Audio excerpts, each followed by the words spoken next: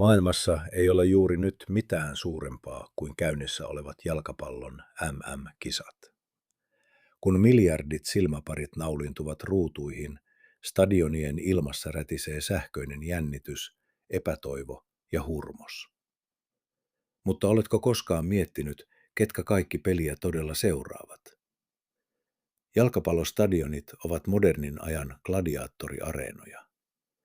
Niihin vuorotettu kollektiivinen tunne, riemu, kyyneleet, sokea viha ja pohjaton rakkaus lataa betoniin ja viheriöön energian, joka ei aina suostu katoamaan.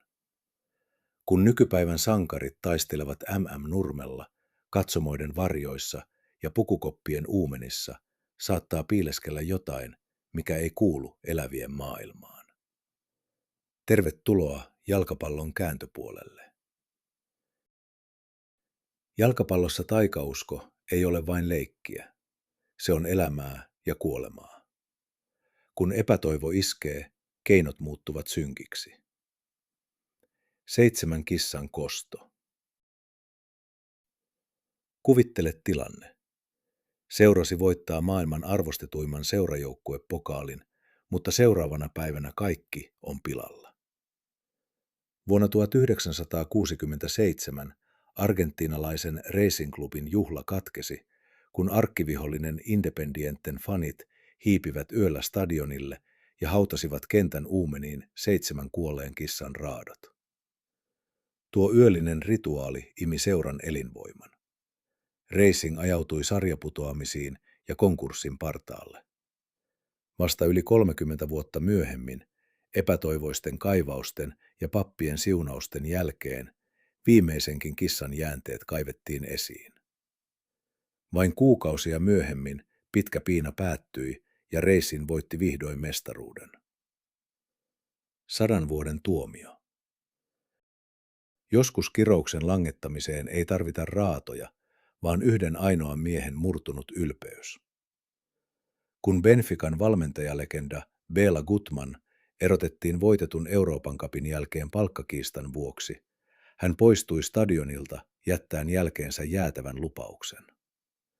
100 vuoteen Benfica ei voita Euroopan mestaruutta. Vuosikymmenet ovat vierineet, ja Benfica on edennyt finaaliin peräti 8 kertaa, häviten jokaisen. Edes seuralegenda Eusebion kyynelehtivä pyhiinvaellus Gutmanin haudalle ei pystynyt murtamaan kuolleen miehen sanaa. MM-kisojen mysteeri. Jumalten anteeksianto. Juuri nyt käynnissä olevat MM-kisat herättävät väistämättä mieliin historian yhden erikoisimmista luvuista. Vuonna 1986, ennen Meksikon kisoja, Diego Maradonan johtama Argentiinan maajoukkue vannoi Andien vuoristossa sijaitsevan Tilcaran kylän kirkossa pyhän valan. Jos maailmanmestaruus tulee, he palaavat kiittämään kylän suojeluspyhimystä. Mestaruus tuli, mutta kultahuumassa lupaus unohtui. Se oli kohtalokas virhe. Argentiina kärsi vuosikymmenten ajan katkeria tappioita tuskallisissa finaaleissa. Taikausko kasvoi maassa niin piinaavaksi, että lopulta, 32 vuotta myöhemmin, osa alkuperäisistä mestareista palasi vuoristoon pyytämään anteeksi. Uskotaan, että juuri tuo anteeksi pyyntö mursi viimein Tilcaran kirouksen ja raivasi henkimaailman tasolla tien Argentiinan Katarin MM-kultaan. Pukukopin poltergeist. Maailman huippustadionit ovat täynnä elämää päivisin, mutta öisin ne muuttuvat kammottaviksi kaikuiksi menneestä. Buenos Airesissa sijaitsevan Tomás Adolfo Ducó-stadionin yövartija sai kokea tämän tavoilla, jotka saivat hänet jättämään avaimensa pöydälle lopullisesti. Vartija oli kuullut viikkokausia selittämätöntä meteliä kellarikerroksesta. Eräänä yönä hän kaivoi puhelimensa esiin ja alkoi kuvata kuultuaan valtavaa meteliä. Videolle tallentui jotain, mikä saa yhä skeptikotkin hiljaiseksi. Concha de la lora! La concha de la lora! raskas, lukittu ovi aukeaa ja paiskautuu takaisin kiinni käsittämättömällä, raivokkaalla voimalla yhä uudelleen. Kun vartija kerää rohkeutensa ja astuu sisään, huone on täysin tyhjä. Hämärässä vilahtaa täysin selkeä, tumma ihmishahmo, joka ei heijasta valoa.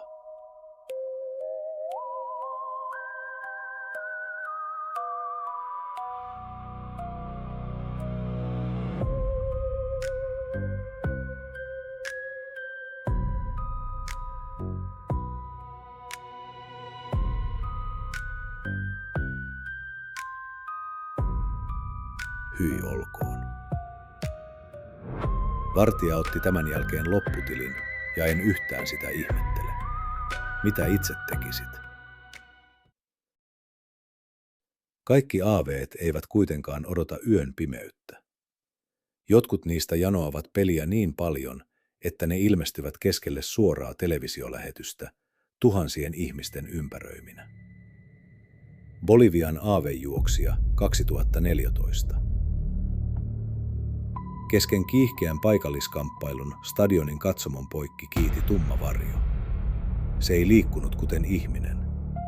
Se eteni luonnottomalla, liukuvalla nopeudella, suoraan fyysisten aitojen ja katsomossa istuvien fanien läpi. Yksikään ihminen katsomossa ei räpäyttänyt silmäänsä.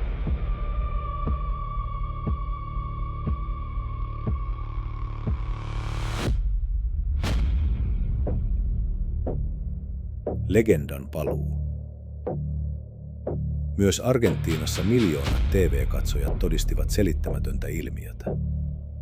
Racing Clubin huippuottelussa sivurajan tuntumassa, aivan mainosaitojen ja tuomarin vieressä, juoksi pikimusta hahmo yliinhimillistä vauhtia. Paikallisten fanien keskuudessa syntyi heti hiljainen yhteisymmärrys. Seuran edesmennyt sankarihyökkääjä Natalio Perimetti oli tullut auttamaan joukkuettaan.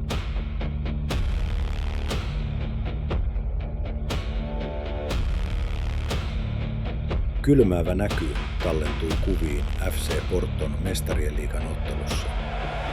Kun James Rodriguez tuuletti maaliaan kulmalipulla, kamerat ikuistivat taustalla olevan fanimeren. Villisti hyppivän ja huutavan yleisön keskellä istui täysin liikkumattomana kalpea, vanhanaikaisiin vaatteisiin sonnustautunut hahmo, joka tuijotti tyhjin silmin suoraan kentälle.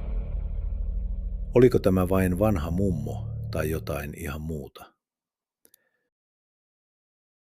Joten tänä iltana, kun uppoudut turvallisesti kotisohvallasi MM-kisaottelun huumaan, haastan sinut. Kiinnitä huomiota muuhunkin kuin itse palloon. Jalkapallo on ikuista, ja jotkut fanit yksinkertaisesti kieltäytyvät jättämästä katsomoa edes oman kuolemansa jälkeen. Haluatko kuulla lisää selittämättömistä ilmiöistä ja hyytävistä mysteereistä? Älä jää pimeään yksin, vaan muista tilata Aavejahti-kanava. Luvassa on tarinoita ja tutkimuksia, jotka saavat sinut katsomaan maailmaa aivan uusin silmin.